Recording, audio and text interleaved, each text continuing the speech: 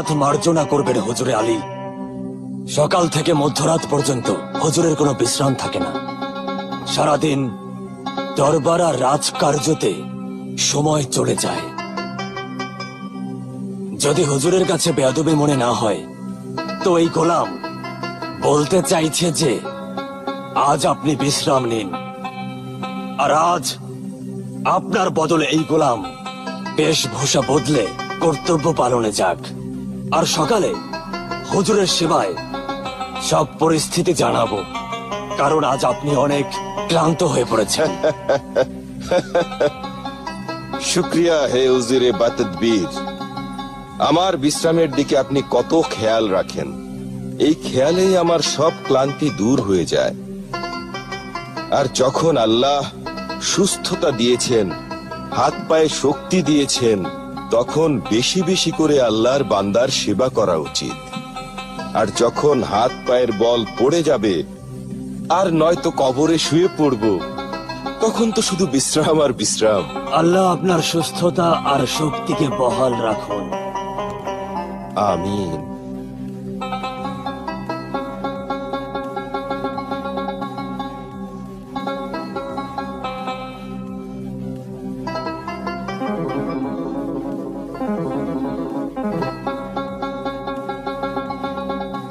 ছলনাময়ী, বজ্জাত, ধোঁকাবাজ, শয়তান, বদমেজাজি, শয়তান, ডাইনি, ধোঁকাবাজ, বজ্জাত, ধোঁকাবাজ, শয়তান, বদমেজাজি, শয়তান, ডাইনি, ছলনাময়ী, বজ্জাত, ধোঁকাবাজ, ছলনাময়ী, বজ্জাত, শয়তান, ডাইনি, নির্লজ্জ, ধোঁকাবাজ, শয়তান, বদমেজাজি, নির্লজ্জ, ডাইনি, বজ্জাত, ডাইনি, ছলনাময়ী, বজ্জাত, ছলনাময়ী, ডাইনি, শয়তান, বজ্জাত। আরে ভাই, ইও কি কেন মারছে? জানি না। ভাইজান, এই যুবকটি এত নির্দয়ভাবে এই ঘোড়াটিকে কেন মারছে? এর কারণ কি তুমি কি জানো? না মুসাফির, আমি কিছুই জানি না। প্রতিদিনই এমন হচ্ছে। এইসব দেখে আজকাল আমাদের অভ্যাস হয়ে গেছে। এই জন্য ওর কাছে আর কেউ জিজ্ঞেস করে না। কোনো কারণ তো থাকবে, নয়তো এই যুবক নির্দয়ভাবে এই ঘোড়াকে কেন মারবে?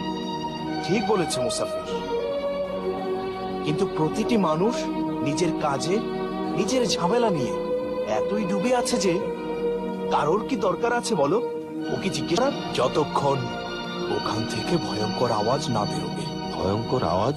হ্যাঁ, প্রচন্ড মার খেতে খেতে ঘোড়ার মুখ থেকে কিছু আওয়াজ বের হবে, আর মার দেওয়া যুবকের হাত ওখানে থেমে যাবে। ধোঁকাবাজ, বদমেজাজি, শয়তান, ডাইনি, ডাইনি,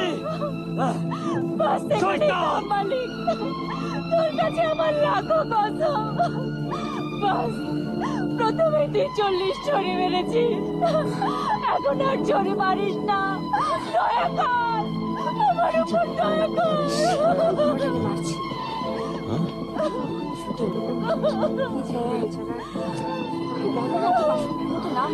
হ্যাঁ?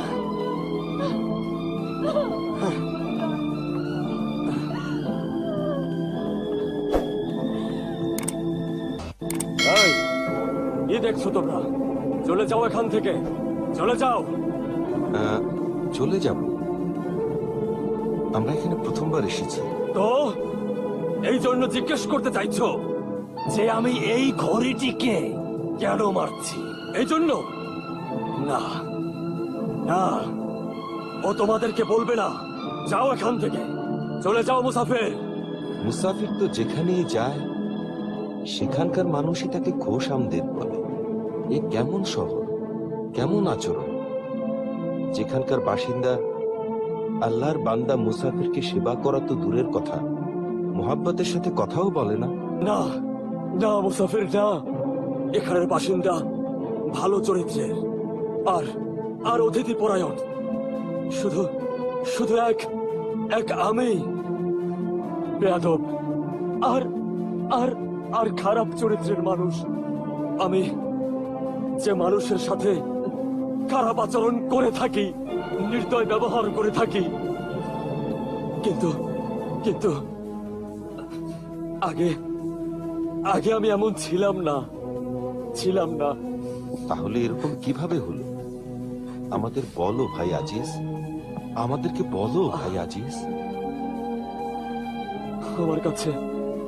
আমার কাছে জানতে চেয়েও না মুসাফির। আমার কাছে জানতে চেয়েও না মুসাফির। জানতে চাইবো, অবশ্যই জানতে চাইবো। আচরণে তুমি এক শক্ত মানুষ মনে হচ্ছে, কিন্তু মন থেকে তুমি এক নরম মন আর অতিথি পরায়ণ মানুষ। বলো তোমার এই অবস্থা কিভাবে হলো?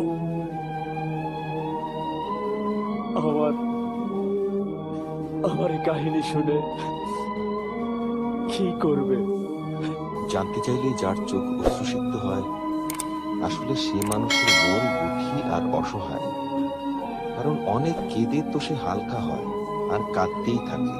তোমার এই অশ্রু বলছে যে তোমার জীবনের কাহিনী অশ্রু ভরা এক কাহিনী। আমাদের অবশ্যই শোনাও। যা যা অতীত হয়ে গেছে তা শুনিয়ে কি লাভ মুসাফির, কি লাভ? আমার জীবন তো বদলে যেতে পারে না মুসাফির, বদলে যেতে পারে না।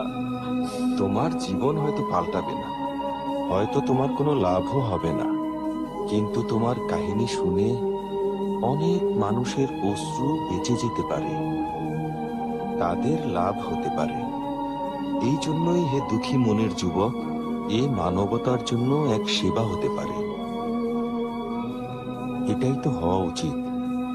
যে মানুষ যতদিন বেঁচে থাকবে ততদিন মানুষের সেবা করতে থাকবে।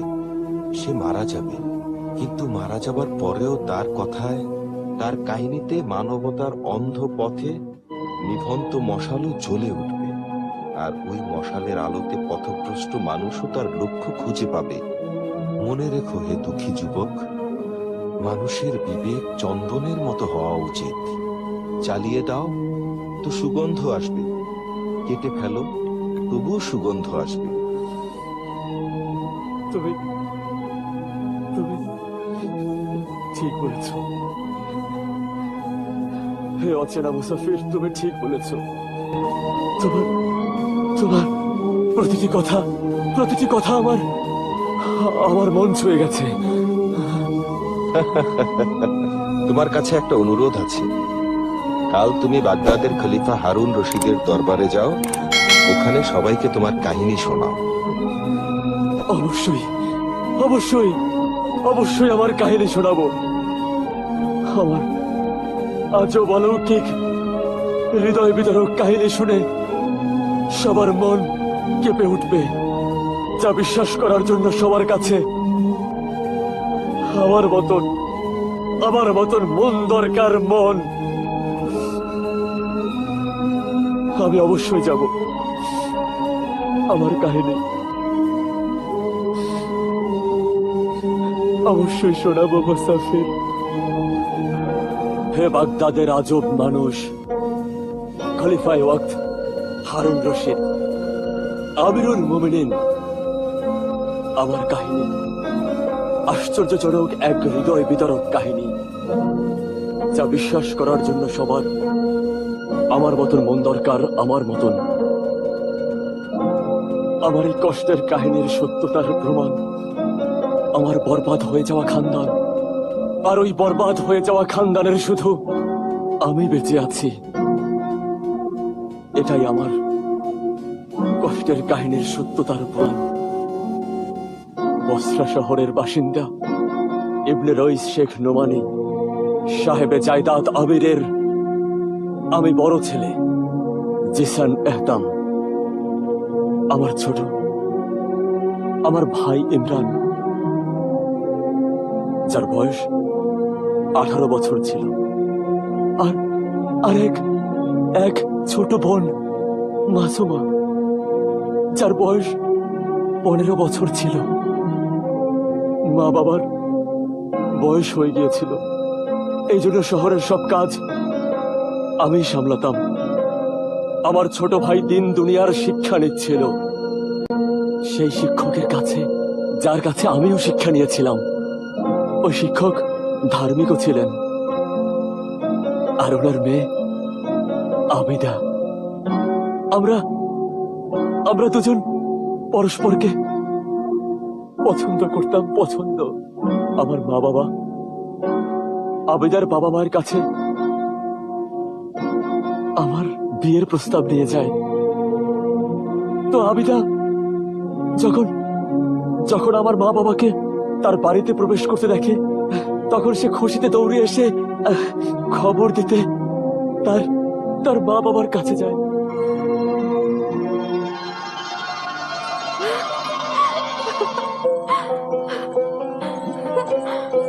আম্মি জান, আব্বা জান, আম্মা জান, আব্বা জান, আম্মা জান। কি হয়েছে মা আমার? আজ তোমাকে অনেক খুশি লাগছে। খুশির সংবাদ, ওনারা এসেছেন। কারা? কারা এসেছে? ও কে? আপনার ছাত্র জিশানের বাবা মা। ও, জিশানের মা বাবা।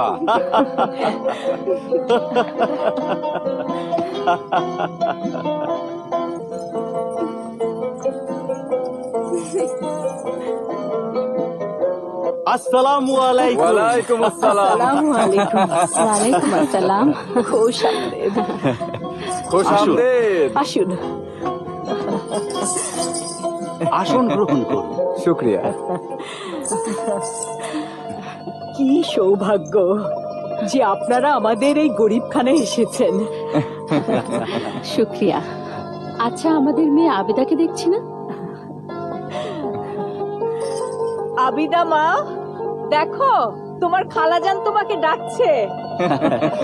এখানেই তো ছিল, সেই তো আপনাদের আগমনের খবর দিল। আরে মা, কোথায় তুমি? আব্বাজান রান্নাঘরে শরবত বানাচ্ছি আপনাদের জন্য।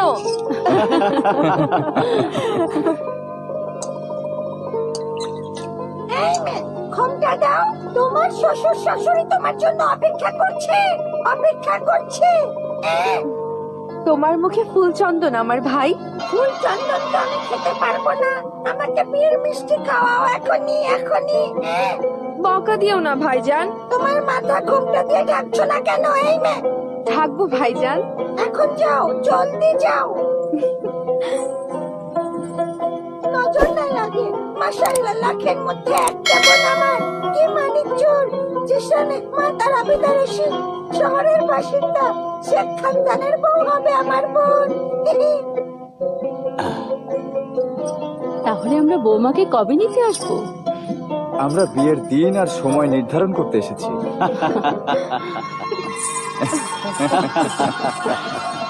এখন বিয়ের জন্য যে দিন আর সময় নির্ধারণ করবেন, সেটাতেই আমরা সম্মতি দেব।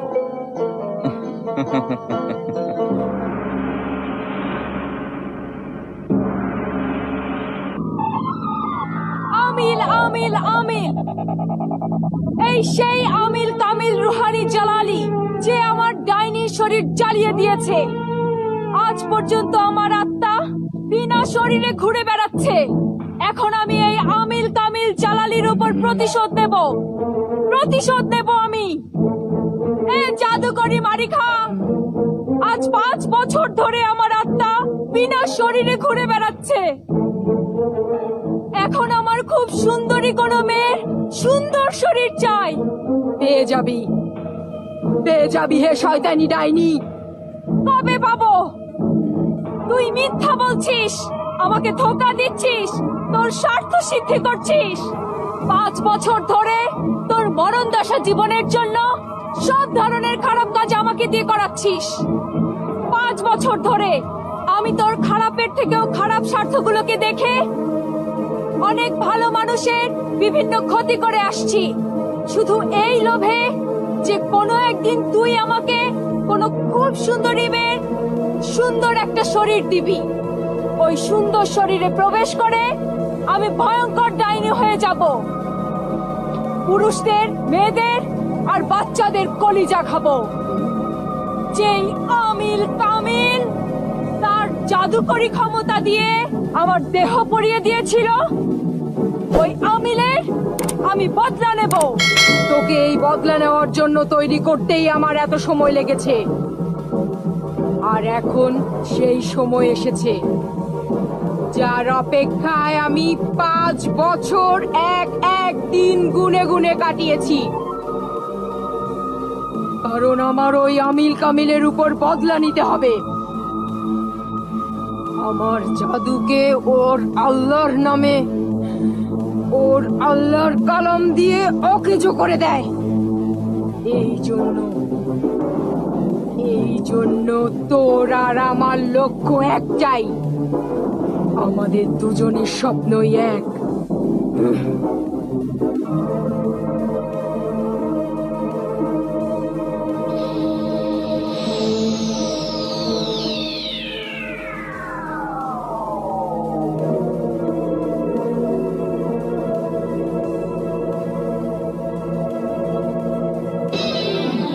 এই দেখ, দেখ ওকে, ও যে সব কথা বলছে আমি সব শুনতে পারি।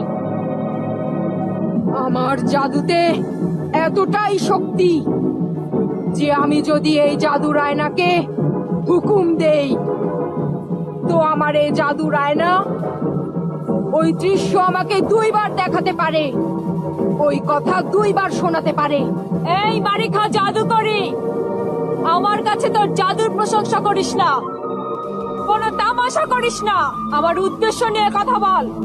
তোর উদ্দেশ্য হলো এটাই বদাত্তা ডাইনি, যে শেখ নোমানির ছেলে জিশান শিক্ষক আমিল কামিলের মেয়েকে বিবাহ করতে যাচ্ছে,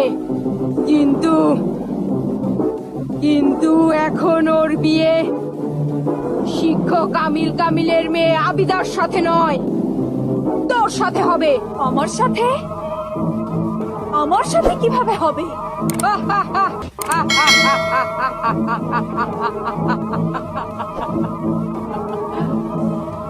এটাই তো আমার জাদুকরি শক্তির খেলা হবে। তুই জিশানের বিবি হয়ে ওই সব কাজ করতে থাকবি, যা আজ পর্যন্ত তুই এক পদাত্তা ডাইনি হয়ে করে এসেছিস। এই সুন্দরী মেয়ের দেহে প্রবেশ করে তুই খুব চালাকির সাথে দুনিয়ার সবাইকে ধোঁকা দিবি। দুনিয়ার মানুষ তোকে মানুষ মনে করবে, আর তুই তুই মানুষের জ্যান্ত বা মৃত কলিজা খেয়ে নিজের ডাইনি শয়তানি আত্মার ক্ষুধা মেটাবি। এক খুব সুন্দরী মেয়ের সুন্দর শরীর দেব তোকে, সুন্দর শরীর। তো তুই আমাকে ওই সুন্দর শরীর কেন দিয়ে দিচ্ছিস না? বল, সে শরীর কোথায় আছে? চল আয়, তোকে বলছি।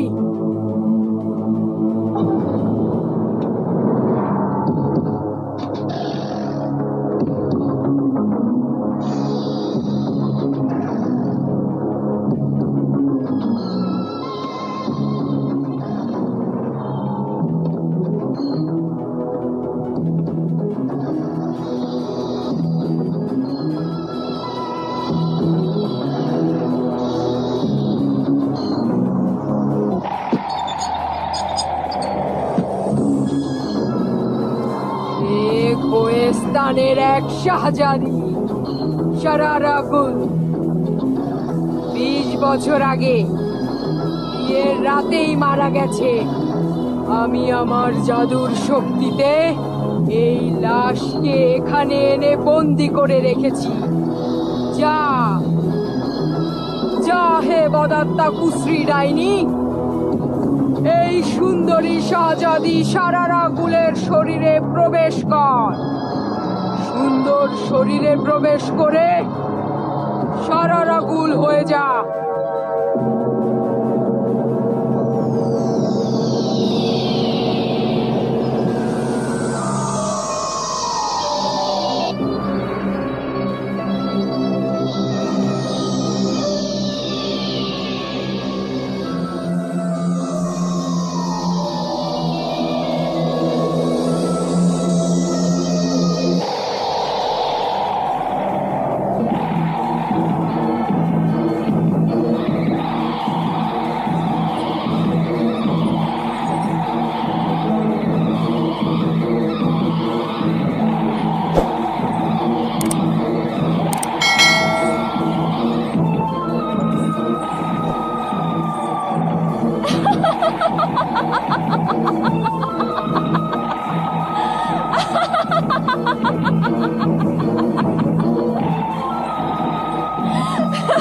খবরদার সারা রাহুল, খবরদার। দুনিয়াতে সবার সামনে এমন ভয়ঙ্কর ভাবে হাসবি না, তাহলে তোর আসল চেহারা জেনে যাবে। আর রুহানিয়াল, আল্লাহর বান্দা থেকে দূরে থাকবি, নয়তো সে তখনই বুঝে ফেলবে আর সে তোকে চিনে ফেলবে।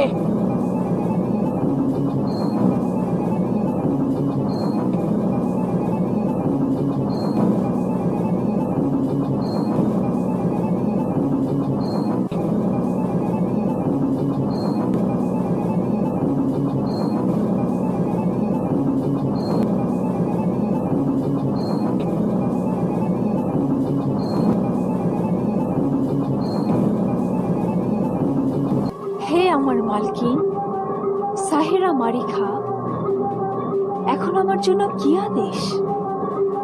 পুরনো নদীর কাছে এক বাগান আছে, ওই বাগানের মালিক হচ্ছে জিশান।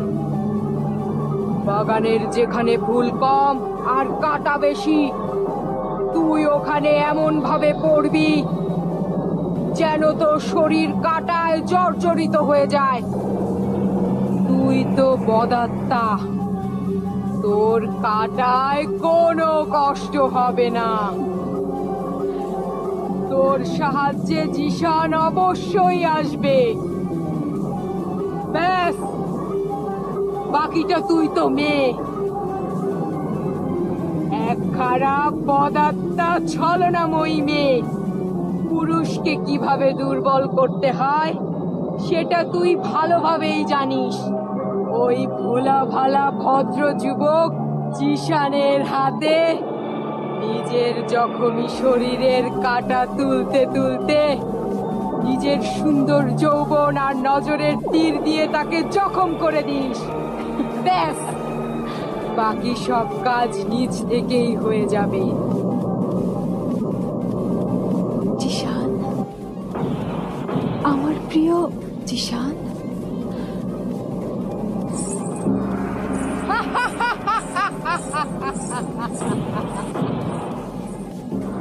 হা!